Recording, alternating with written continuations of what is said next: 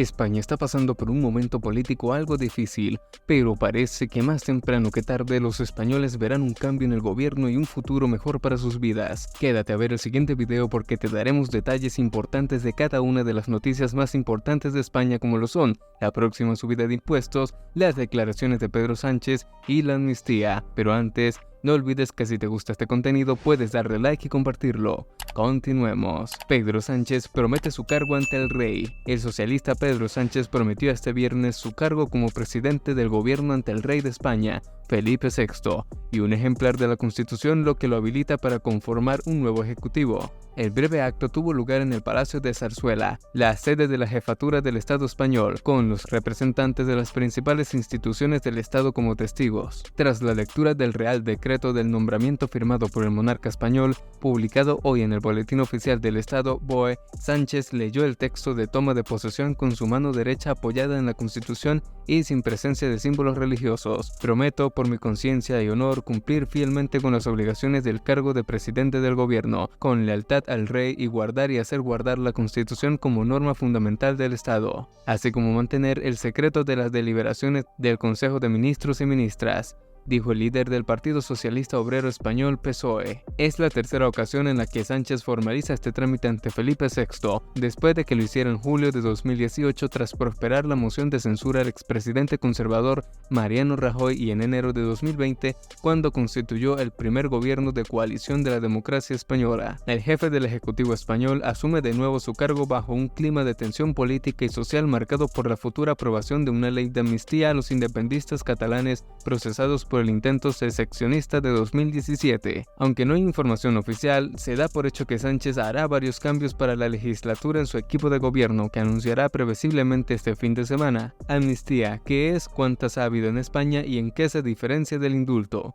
Tras días de negociaciones en Bruselas con la amnistía como principal escollo, el PSOE y Junts han alcanzado un acuerdo que permitirá la investidura de Pedro Sánchez como presidente del gobierno en la votación que tiene lugar este jueves, 16 de noviembre, y Junts, liderado por Carles Puigdemont, aportará los votos de sus 7 diputados para mantener al líder socialista en la Moncloa. Los votos de Junts se suman a los de otra formación catalana. El PSOE ya llegó a un entendimiento con ERC, que aportó sus 7 votos a cambio de una serie de cesiones. Entre ellas se encontraban el traspaso o financiación incluida de Rodalies y la mejora de financiación catalana mediante la condonación de 15.000 millones de la deuda de Cataluña. Asimismo, los socialistas han logrado el apoyo de Sumar, PNV, Bildu, BNG y la coalición canaria. En total son un 179 sí en frente a 771 no. Son 3 votos más de los necesarios para que Sánchez obtenga la mayoría absoluta que el candidato necesita en primera votación de la sesión de investidura. Sin ninguna duda,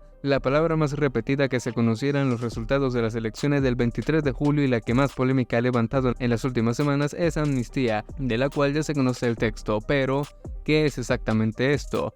¿Qué es una amnistía y qué diferencia del indulto?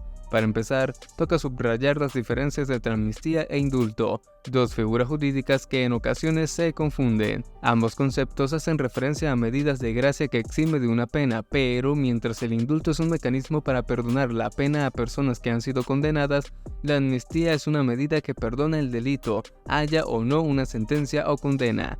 ¿Qué es el indulto? Así pues, el indulto es el perdón total o parcial de una pena a título individual, aunque el indultado nunca pierde su condición de condenado, por lo que sería reincidente en caso de cometer nuevos delitos. Eso no ocurre con aquellos beneficiados por la amnistía, que es el olvido legal de los delitos y extingue la responsabilidad de sus autores.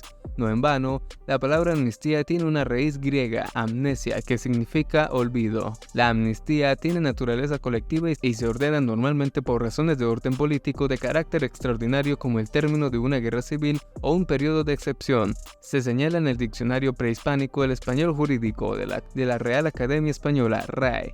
Se trata de una acción para conseguir un bien mayor, como el paso de un régimen autoritario a otro democrático, una cuestión de hacer borrón y cuenta nueva. La derogación de condenas de la amnistía, no obstante, solo es válida desde el punto de vista penal, ya que la ilicitud del hecho cometido subsiste desde el punto de vista del derecho civil con el objetivo de garantizar las indemnizaciones debidas a las particularidades. En la actualidad, no obstante, la amnistía no está contemplada en la Constitución, por lo que su encaje ahora mismo no está claro. Hay juristas que han declarado a favor y otros en contra de la constitucionalidad de la medida. Los defensores esgrimen su postura en la amnistía, que sería constitucional porque la Carta Magna no la prohíbe expresamente.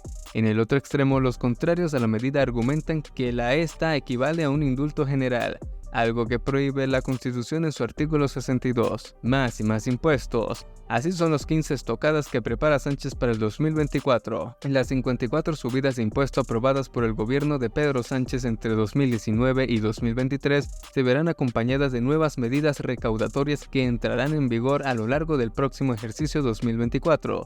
Los incrementos planteados afectan al IRPF, el impuesto de sociedades, el IVA o los impuestos especiales, de modo que hablamos de una subida generalizada de la presión fiscal. Empecemos por el IRPF. Las rentas del capital de más de 200.000 euros tributarán al 27% frente al 26% actual. De igual manera, cuando esta rúbrica genere ingresos superiores a 300.000 euros, el incremento será de 2 puntos, hasta el 28%. Estas dos medidas generarán 204 millones de recaudación. El gobierno cuenta con un incremento de la recaudación del IRPF autonómico valorado en 170 millones, a raíz de distintos cambios en tarifas, mínimos o deducciones.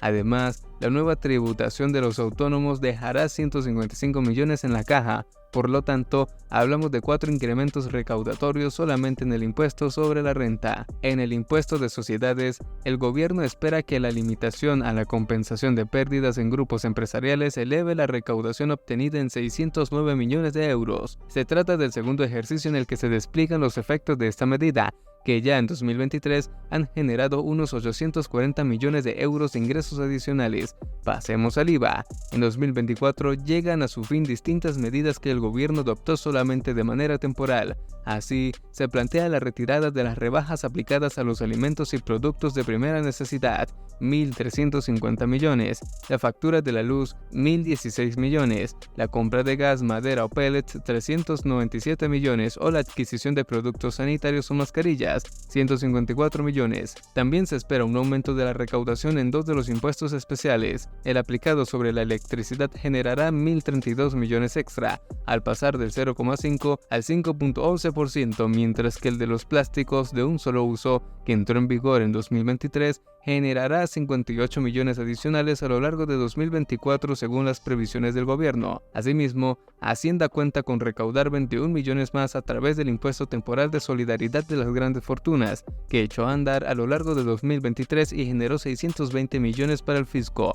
Por otro lado, el fin de la excepción en el impuesto sobre el valor de la producción de energía eléctrica aportará 1.100 millones en 2024. Al margen de estas 13 modificaciones de orden impositivo, también se espera una mayor recaudación por las vías de cotizaciones especiales, donde se plantean 2 medidas orientadas a elevar los ingresos públicos, sustituir el factor de sostenibilidad por el mecanismo de equidad, y generará 780 millones adicionales que habrá que sumar a los 2.900 millones obtenidos por esta vía en 2023, mientras que la subida de la base máxima de cotización aumentará los caudales de la seguridad social en unos 309 millones. Tomando en cuenta estas 15 modificaciones de los impuestos y las cotizaciones, el último objetivo del gobierno es consolidar un volumen de ingresos equivalentes al 42% del PIB. Sin embargo, los gastos se situarán en torno al 45% del PIB, de modo que las cuentas seguirán registrando un desequilibrio muy notable cercano al 3% del PIB. Con todo, hay que recordar que el gobierno de Pedro Sánchez ha tenido que inflar a sus previsiones de ingresos y a subestimar sus proyecciones de gasto. A esto hay que sumarle las continuas peticiones de los socios parlamentarios del PSOE, sumar y sumar. Y con eso hemos llegado al final de este video. Si les gustó, no olviden que pueden darle like y compartirlo. Nos vemos en una próxima entrega. Suscríbete al canal.